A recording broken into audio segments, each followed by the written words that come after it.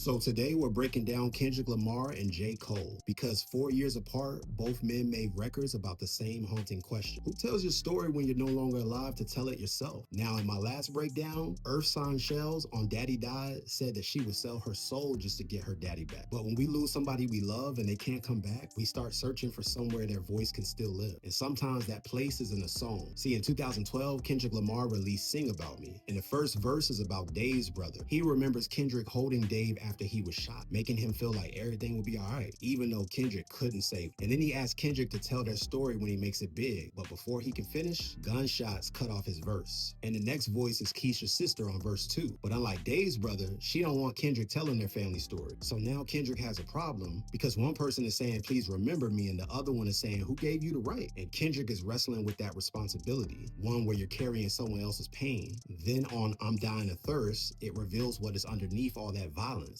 Because these young men were chasing revenge, money, power, and respect, but none of it can fill what's empty inside of them. And Kendrick even compares himself to Trey, Cuba Gooding's character from Boys in the Hood, because like him, Kendrick grew up surrounded by violence. Trey lost Ricky, but he eventually realized being from the neighborhood didn't mean that the neighborhood had to decide how his story would end. That is the good kid trying to survive the mad city. And 4 years later, 2016, J. Cole turns that same responsibility into an inheritance, because For Your Eyez Only is built from the lives of the men that Cole knew, including a friend who died young and left a daughter behind, because the father felt death catching up to him. So he records his life for his daughter Nina, not to excuse what he did, but to explain who he was before and during the streets, and before the felonies in the system, which reduced him to a simple criminal. And he trusts Cole to give her the truth when she's ready. See, Kendrick shows us people asking an artist to remember them. Cole shows us a father choosing the artist that will introduce him to his own daughter after death. And the final message is not that her father was real because he was feared or hard or imprisoned. Nah, he was real because he actually loved her. And Earth Sign Shells showed us what remains inside a daughter after her father dies. Kendrick showed us the weight of having to tell that dead person's story. And J. Cole simply showed us a father leaving enough truth behind that his daughter could know him even after he dies. We know music is powerful, but it can't resurrect the people we lost. But sometimes it keeps death from having the final word on who they were.